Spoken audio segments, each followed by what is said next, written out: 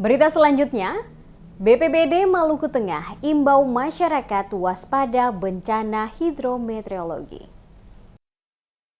Cuaca ekstrim yang masih akan berlangsung di sebagian besar wilayah Maluku hingga Juni ini berpotensi meningkatkan ancaman bencana hidrometeorologi baik berupa angin kencang, banjir, dan tanah longsor. Merespon kondisi ini, Pemda Maluku Tengah melalui Badan Penanggulangan Bencana Daerah atau BPBD menghimbau masyarakat agar ekstra waspada mengantisipasi terjadinya bencana hidrometeorologi tipe basah seperti banjir dan tanah longsor supaya tidak menimbulkan korban jiwa. Kepala BPBD Maluku Tengah Nova Anakota dikonfirmasi DMS Media Group pada Sabtu 8 Juni 2024 menyebutkan, berdasarkan rilis Badan Meteorologi, Klimatologi, dan Geofisika atau BMKG, puncak musim penghujan diprediksi masih terjadi pada Juni hingga Juli 2024. Disebutkan dalam sepekan ini banyak kejadian banjir, angin kencang, dan tanah longsor di berbagai daerah.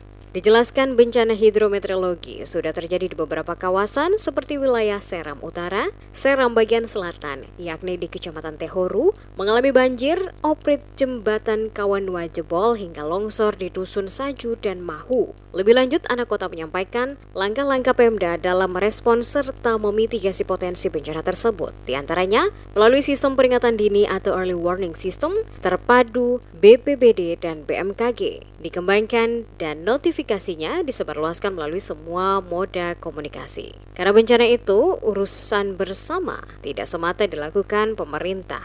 Olehnya, butuh kerjasama semua unsur.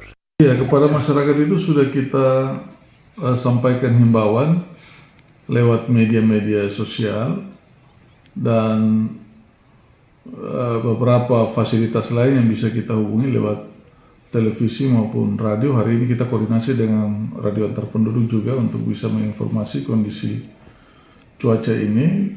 Bagi masyarakat kita harapkan titik-titik tempat bencana itu sudah kita informasikan, hati-hati yang ke Seram Utara, yang ke selatan untuk Tehoru Teluti, hati-hati karena banyak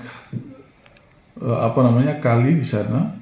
Dan sekarang hampir semua kali itu banjir. Nah, hujan di daerah pegunungan yang membawa banjir cukup deras, ya, cukup besar kapasitasnya, sehingga masyarakat harus hati-hati.